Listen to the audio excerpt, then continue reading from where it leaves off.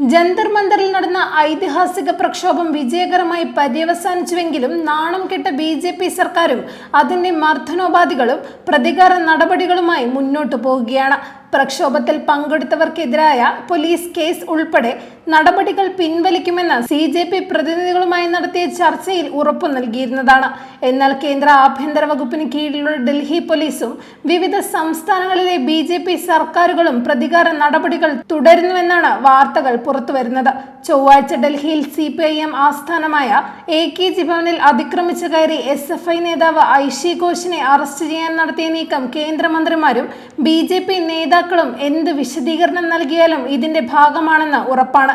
പശ്ചിമ ബംഗാളിൽ 2021 നടന്ന കൊലപാതകത്തിൽ പ്രതിഷേധിച്ച് സംസ്ഥാന സർക്കാരിനെതിരെ ഡൽഹി ബംഗാ ഭവന് മുന്നിൽ നടത്തിയ ധർണയുടെ പേരിലാണ് അവരെ അറസ്റ്റ് ചെയ്യുന്നതിന് ഇപ്പോൾ നീക്കം നടത്തിയത്.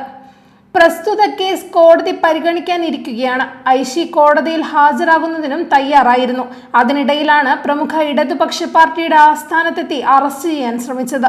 പോലീസ് വേഷവും തിരിച്ചറിയൽ കാർഡുമില്ലാതെ എത്തിയ ഉദ്യോഗസ്ഥയുടെ നേതൃത്വത്തിലുള്ള പോലീസ് സംഘത്തിന്റെ നീക്കം ജോൺ ബ്രിട്ടാസ് MP ഉൾപ്പെടെയുള്ളവർ ചോദ്യം ചെയ്യുകയും അറസ്റ്റിന് സമ്മതിക്കില്ലെന്ന് അറിയിക്കുകയും ചെയ്തതിനെ തുടർന്ന് വിഫലമാവുകയായിരുന്നു. ഡൽഹിയിലെ സമരത്തിലും ബീഹാർ സ്വദേശി എന്ന നിലയിൽ സംസ്ഥാന തലസ്ഥാനമായ പാട്നയിലും സമരങ്ങൾക്ക് നേതൃത്വം നൽകിയ AIYF പ്രസിഡന്റ് റോഷൻ കുമാർ സിൻഹയ്ക്കെതിരെയും കേസെടുത്ത് അറസ്റ്റ് ചെയ്യാൻ നീക്കമുണ്ടായി. കേസുകൾ പിൻവലിക്കുമെന്ന വാക്കു പാലിക്കാത്തതിനെതിരെ CJP പരസ്യമായി രംഗത്ത് വന്നിരുന്നു.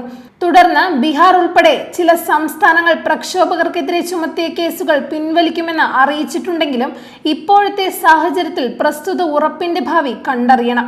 വിവിധ പ്രതിഷേധങ്ങളിൽ പങ്കെടുത്ത് അറസ്റ്റ് ചെയ്യപ്പെട്ടവർ ഇപ്പോഴും ജയിലിൽ തുടരുകയാണെന്നത് ഈ സംശയം ബലപ്പെടുത്തുന്നു.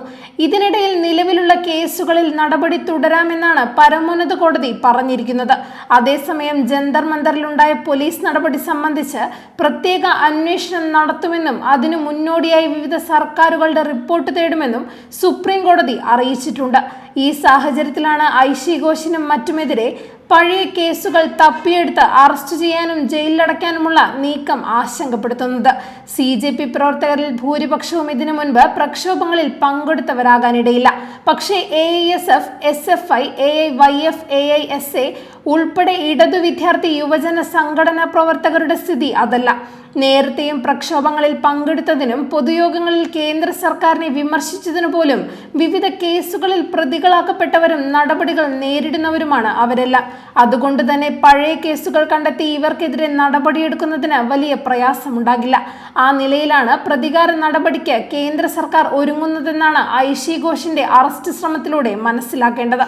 ഇതോടൊപ്പം തന്നെയാണ് രാജ്യതലസ്ഥാനത്തും മറ്റിടങ്ങളിൽ നടന്ന വിദ്യാർത്ഥി പ്രതിഷേധത്തിനിടെ പ്രധാനമന്ത്രി നരേന്ദ്രമോദിയെ വിമർശിച്ചുള്ള സമൂഹ മാധ്യമ പോസ്റ്റുകൾക്കെതിരെയുള്ള ഡൽഹി പോലീസിന്റെ നടപടി. വാർത്താ പോർട്ടലുകൾ ഉൾപ്പെടെ വിവിധ സമൂഹ മാധ്യമ അക്കൗണ്ടുകൾക്ക് ഡൽഹി പോലീസ് നോട്ടീസ് അയച്ചിരിക്കുകയാണ്.